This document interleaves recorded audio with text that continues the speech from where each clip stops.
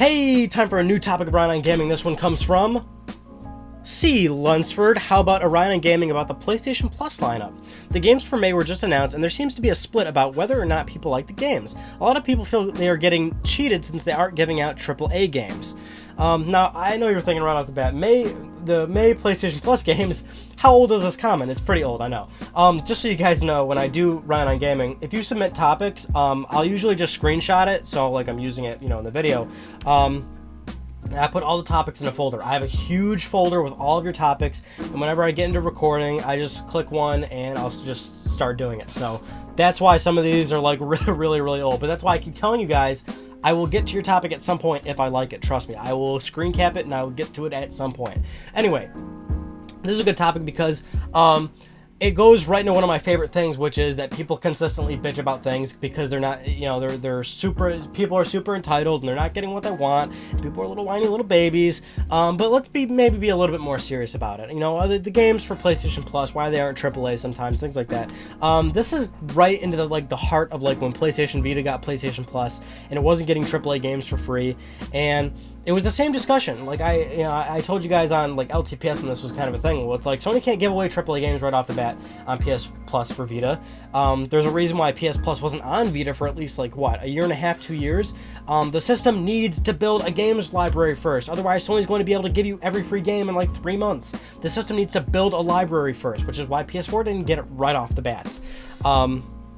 Or it did, but it didn't have AAA games right off the bat, you know what I'm saying? So the system needs a AAA game library for them to give you AAA games. Why do you think the PlayStation 3 consistently gets AAA games on PlayStation Plus pretty much every single month? Because it's how many years old it is, how big of a library. And I'm being really shitty about this topic because that's the simple reality of it. People are fucking babies about this shit. The system, there's a complete total business reason why you aren't getting AAA games. The system needs a library to flourish a little bit before they give you AAA games. And it's really dumb stuff too. People are always so why am I not getting a free $60 game right off the bat? You know what I'm saying?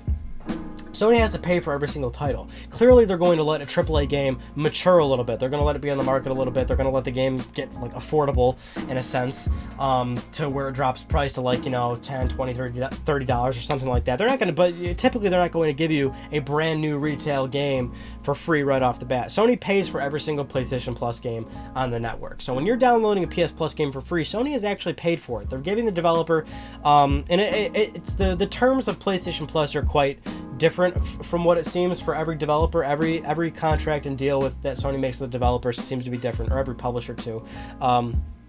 They'll either have sort of a mass buyout sale of a certain game, so Sony will give the developer and publisher a lump sum of money, and then the game goes on PS Plus, or maybe there's the agreement that the game gets a lot of promotion on PlayStation Plus, so the sum of money maybe isn't that great.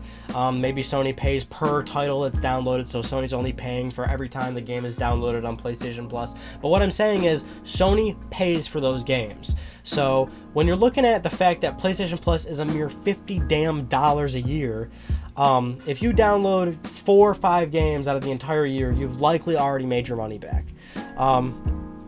So, this is just one of those topics where it's dude, people are super shitty about stuff. That's just the reality of it.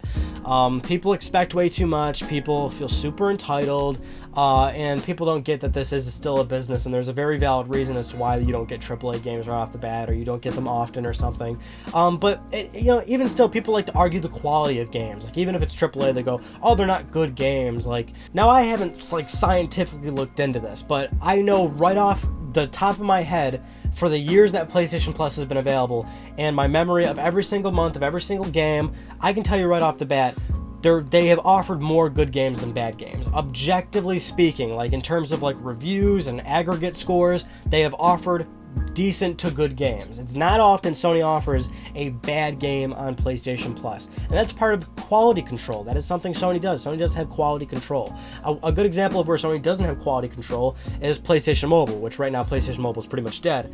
But if you back in the day bought a game on PlayStation Mobile, whether it was on Android or a PlayStation Vita, there was essentially no quality control in there. The games were absolutely terrible. They would let anybody publish a game on there, and it was complete and utter crap.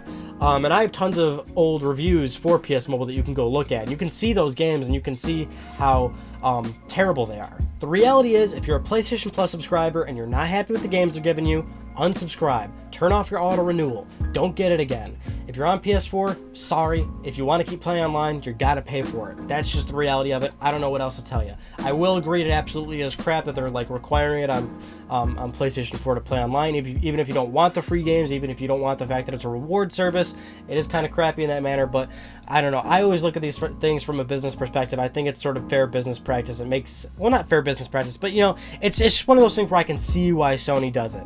So, I always tell people, you're a consumer, vote with your dollar. No one's making you buy DLC day one. No one's making you buy a $60 game. No one's making you buy a PlayStation Plus. No one's making you buy a PS4. No one's making you do anything. Vote with your dollar. It's your decision. If you are not happy with PlayStation Plus, do not get it. That concludes this topic of Ryan on Gaming. Thank you all so much for watching and listening and writing an awesome comment below, because I know this is a pretty heated topic. I know this is something that people get pretty passionate about. They get pretty worked up about. They're thinking, oh, this guy, I gotta write on the internet. I gotta say things about this guy. I gotta tell him why I'm right and why my opinion's valid. And you know what? More power to you. Fire off in the comments, dude. Get a flamethrower and just... That's about it for this topic of Ryan on Gaming, and I'll see you all in the next one. Take it easy, guys.